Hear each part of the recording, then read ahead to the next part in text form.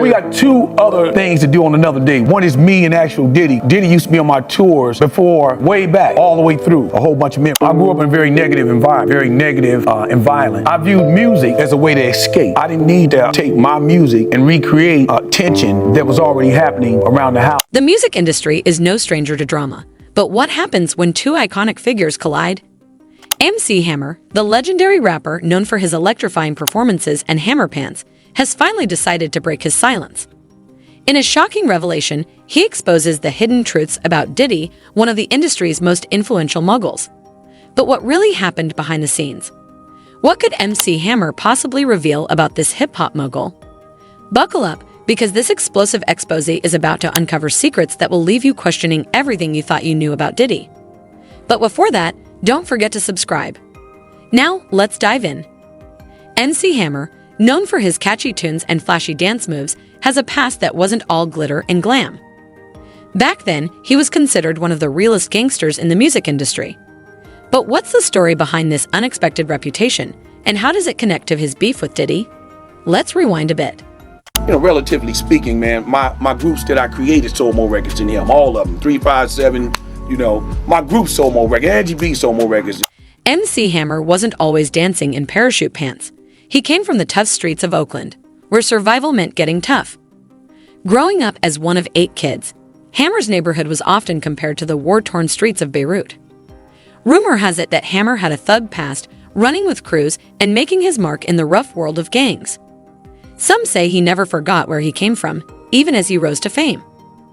Despite his success, Hammer didn't shy away from calling out the shady side of the industry. He saw how artists were being used and abused, especially by big names like Diddy. Word on the street was that Diddy was destroying the industry, exploiting rappers for his gain. MC Hammer, the once gangster-turned-rapper, wasn't about to let that slide. He wasn't afraid to speak his mind and stand up for what he believed in. When he saw Diddy's antics, he decided enough was enough. Hammer wasn't just all talk. He made moves that sent shivers down the spines of those around him. Even heavyweight figures like Suge Knight and Tupac felt the heat when Hammer stepped onto the scene. He wasn't someone you messed with lightly. When MC Hammer stepped onto the music scene, he was someone you didn't mess with lightly.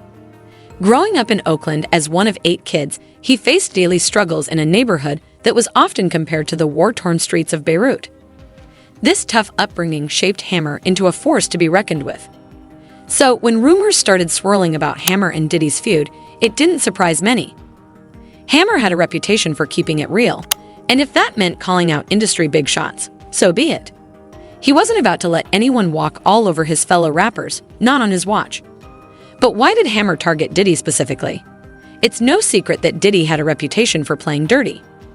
Whispers about shady deals and backstabbing tactics followed him as he climbed the ladder of success. And Hammer, he wasn't going to sit back and watch it happen. MC Hammer, known for his hit songs and flashy dance moves, had a surprising past. Many don't know that he was feared as a gangster back in the day. Some even say he was scarier than Suge Knight. But why? What's his story? Let's find out. Stanley Kirk Burrell, better known as MC Hammer, grew up in East Oakland, California. He had a rough childhood with many siblings and faced the everyday struggles of a place filled with crime. His parents split when he was only 5 years old, leaving his mother to raise the family alone. Despite the harsh environment, Hammer always said he avoided trouble because he loved his mom too much to disappoint her. This tough upbringing made him work hard to be more than just another statistic. The streets of Oakland shaped him, but they didn't break him. Instead, they fueled his drive to succeed and protect those he cared about. MC Hammer always had a knack for making money. As a young boy, he hustled by reselling tickets from Oakland as baseball players, thanks to his older brothers who worked for the team. Hammer also entertained crowds with dance shows in the parking lot, using his trusty radio. Even then, he loved dancing and entertaining people. Here's where the story gets interesting. One day, Charles Finley, the team's owner, noticed Hammer's talent. He was so impressed that he gave Hammer a job as a clubhouse assistant when he was just 9 years old. Hammer worked hard and impressed everyone around him, eventually climbing the ranks to become a vice president of the organization while still a teenager. Hammer's nickname, the Hammer, came from Reggie Jackson, an outfielder for the Oakland A's. Jackson thought Hammer resembled the famous player Hank Aaron, also known as the Hammer. So, young Hammer was dubbed Little Hammer by the team when he worked as a bat boy, and the name stuck. After high school, Hammer went to college but quickly realized it wasn't for him. He joined the Navy, where he and his roommate created music demos in their barracks. After serving for a few years, Hammer left the Navy with an honorable discharge and joined a gospel hip-hop group called the Holy Ghost Boys. This was when his passion for music and religion truly ignited. Alongside singer and musician John Gibson, they performed at various venues, including the Beverly Theater in Beverly Hills. However, the group didn't last long and broke up after releasing a few songs. Determined to chase his dream, Hammer took a bold step to control his destiny. He approached two top Oakland players, Dwayne Murphy and Mike Davis, for a $20,000 loan to start his own record label. Surprisingly, they agreed. In 1986, MC Hammer founded Busted Records, marking the beginning of his journey to stardom. MC Hammer hit the streets, determined to recruit the best rappers, DJs, and dancers he could find. His talent search led him to DJ Kent Lone Mixer Wilson, his hype man Kevin Big MC Wilson, and background dancers Sweet LD, Terrible T, and Lil P, who formed the group Oakland 357. Hammer was a tough and focused leader, pushing his team through grueling rehearsals. He brought the discipline he learned in the Navy to his crew, ensuring they were always sharp and ready. Hammer once said, "We have to stay disciplined to reach our goals. I feel like a strict dad on tour because I never want to call someone's parents with bad news." In 1986, Hammer recorded his first single, Ring M, with Felton Pillett, the frontman of the recently disbanded Confrontations. They recorded his first full-length album in Pillett's basement studio. That same year, Hammer released his debut album, Feel My Power, on his own label, Busted Records. This was a big deal for Hammer and his wife, Stephanie, who worked tirelessly to get the album noticed. They pushed it to local DJs and sold singles out of the trunk of their car. Their hard work paid off, especially with the single Ring M, which became a hit in dance clubs around the San Francisco Bay Area. Through tireless street marketing, they managed to sell an impressive 60,000 copies of the album. Here's where it gets interesting. Major record labels started to notice Hammer's success. Soon enough, Capitol Records came knocking on his door, offering a huge opportunity for Hammer.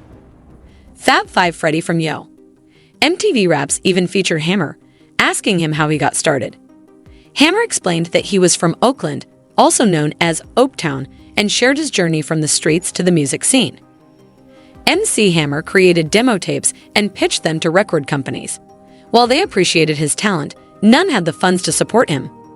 Luckily, some of Hammer's friends from the Oakland baseball team, Mike Davis and Dwayne Murphy, decided to invest in him. With their financial backing, Hammer launched his label, Busted Records, which proved to be a smart move. Soon after, Capitol Records signed Hammer, marking the beginning of his big break. In 1988, Hammer secured a multi-album deal with Capitol worth an astounding $10 million. He received an advance of $1.75 million and reinvested $750,000 back into Busted Records. He re-released his album, Feel My Power, adding new tracks, which helped it sell over 2 million copies.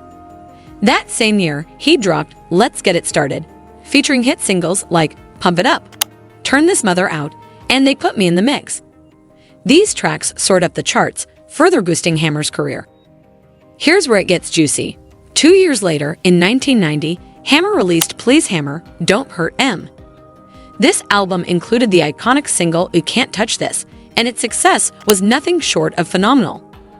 Please Hammer, Don't Hurt M sold an astonishing 22 million copies, catapulting Hammer to legendary status.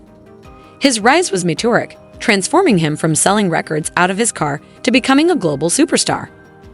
By the late 80s and early 90s, MC Hammer was everywhere. TV screens were filled with his music videos, commercials, movies, and even cartoons. Known for his catchy songs and high-energy dance moves, Hammer became a household name. His flashy outfits, signature parachute pants, and even insuring his legs for $10 million highlighted his dedication to his craft. Hammer continued to release albums that fans loved, solidifying his position at the top of the music world. Here's where it gets intriguing. Despite his enormous success, MC Hammer faced a lot of criticism.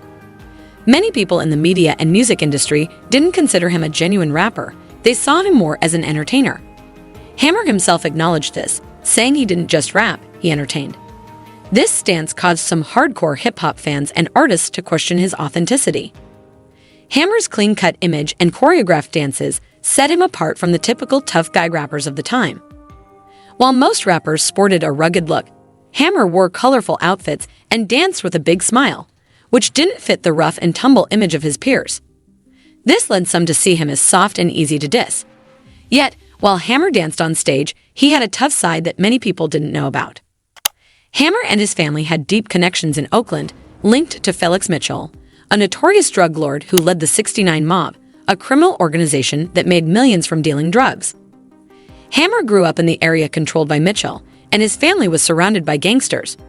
When some rappers decided to diss Hammer, they didn't realize he had strong ties to powerful street figures in Oakland.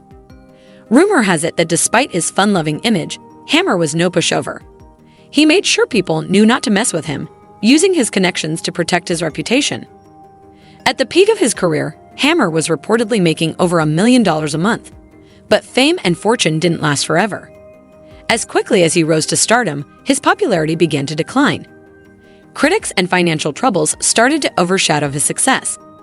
Despite the brief time he spent at the top, MC Hammer remains a memorable figure in the world of hip-hop. He was known for not taking any disrespect lightly. Back in 1987, MC Hammer mentioned LL Cool J in his song, "Let's Get It Started." 3 years later, in 1990, LL Cool J responded with a diss track called "To the Break of Dawn." This song took shots at Kool Moe Dee, MC Hammer, and Ice-T. In the second verse, LL Cool J rapped some harsh lines aimed at MC Hammer, calling him an amateur and making fun of his hairstyle.